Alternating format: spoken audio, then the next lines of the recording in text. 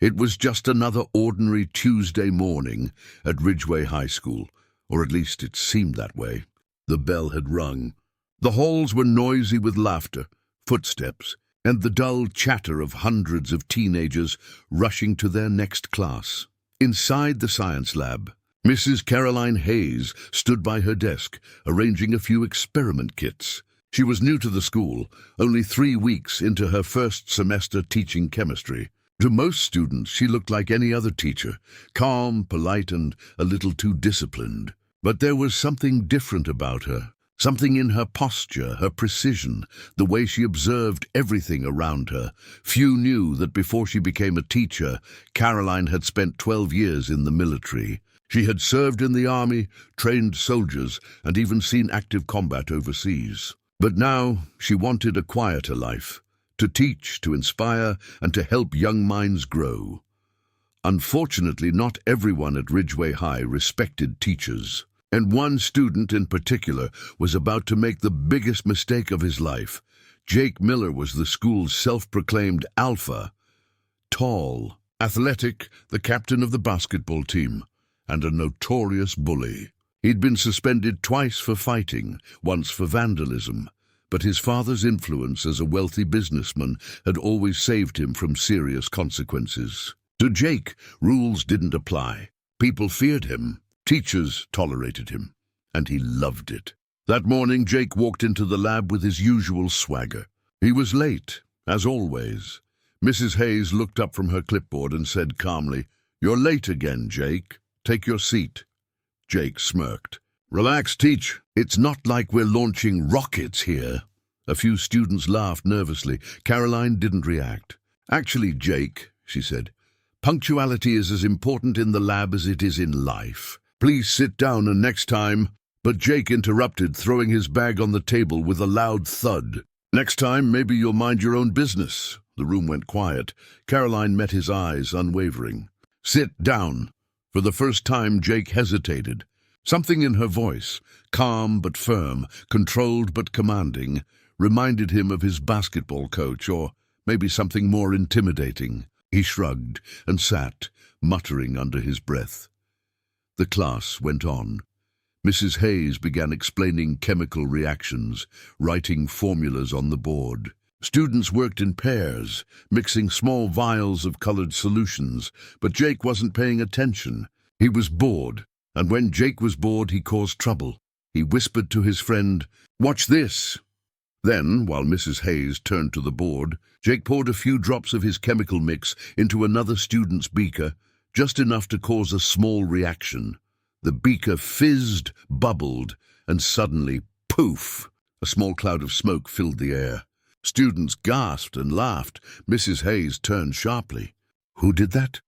she asked. No one spoke. She looked at the table and saw Jake grinning. "Jake," she said evenly, "clean it up and step outside." "We need to talk." Jake leaned back. "Why? You think you can boss me around?" "I'm not asking," she replied, her tone quiet but absolute. The entire class watched, holding their breath. Jake stood, walking up to her. He towered over her, easily a head taller. "What if I don't?" he sneered. "You gonna make me?" Caroline didn't move. "Jake," she said softly, "I'm giving you a chance to make a better choice." But Jake wasn't listening. His friends were watching. He couldn't look weak. "Better choice," he said mockingly. He stepped closer, invading her personal space. "Lady, you don't scare me." She still didn't flinch. "Go outside," she repeated, and then it happened. Jake's face twisted with anger. He grabbed her by the throat. Gasps filled the room. "Don't tell me what to do!" he shouted, tightening his grip. For a split second, time froze. The students were paralyzed, shocked by what they were seeing. But then, everything changed. Mrs. Hayes's eyes hardened. In one fluid motion, she raised her hand, broke his grip, twisted his wrist, and pushed him backward with controlled force. Jake stumbled, crashing into a desk.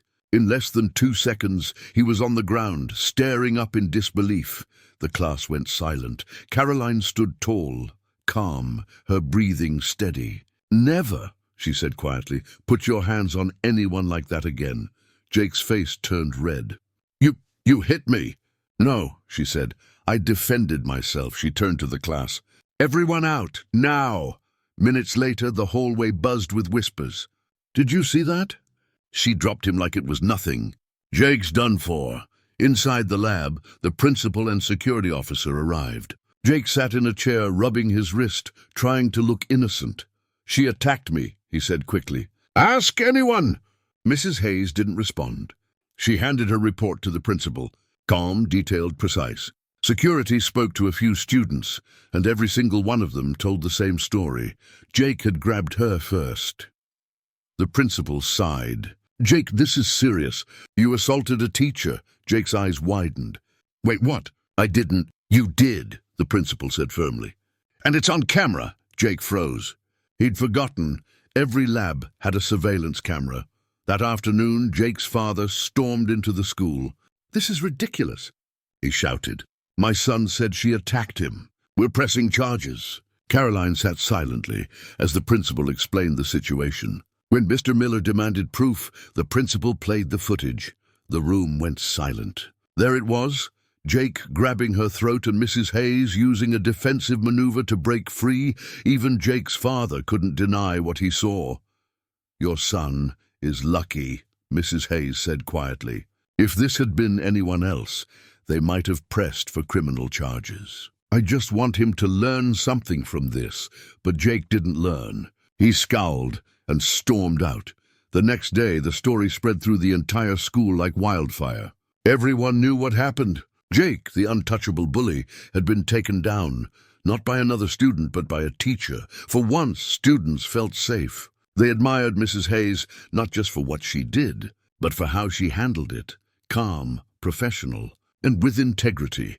Later that week, Jake's father withdrew him from school, hoping to avoid more embarrassment. But the incident had already been reported to the district. Jake's college applications were flagged. His scholarship was suspended pending investigation. His future, the one he had always taken for granted, was suddenly in jeopardy. And as for Mrs. Hayes, her quiet strength became legendary at Ridgeway High. A few months later, during a school assembly, the principal recognized her publicly. "She reminded us all," he said, "that real strength isn't about aggression or intimidation. It's about courage, restraint, and standing up for what's right." The students cheered. Even the toughest kids in school gave her respect from that day forward. But the story didn't end there. One afternoon, months later, Jake showed up at the school parking lot. He looked different. Thinner, quieter, his arrogance gone. Mrs. Hayes was just leaving when she saw him. "Jake," she said calmly, "what are you doing here?" He looked down. "I came to say sorry." She waited. "I was angry," he admitted. "At my dad, at school, at everything. I thought being tough made me strong. But after what happened, I realized I was just scared." Caroline nodded. "It takes strength to admit that." He looked at her, eyes wet. "You didn't have to defend yourself like that. You could have gotten me arrested, but you didn't." "I saw a kid making a bad choice," she said. "Not a criminal. But next time you lose your temper, remember, 1 second can destroy everything." Jake nodded slowly. "I know. I'm getting help now. Anger management therapy." "I'm trying," Caroline smiled. "Good, keep at it." And with that, Jake left.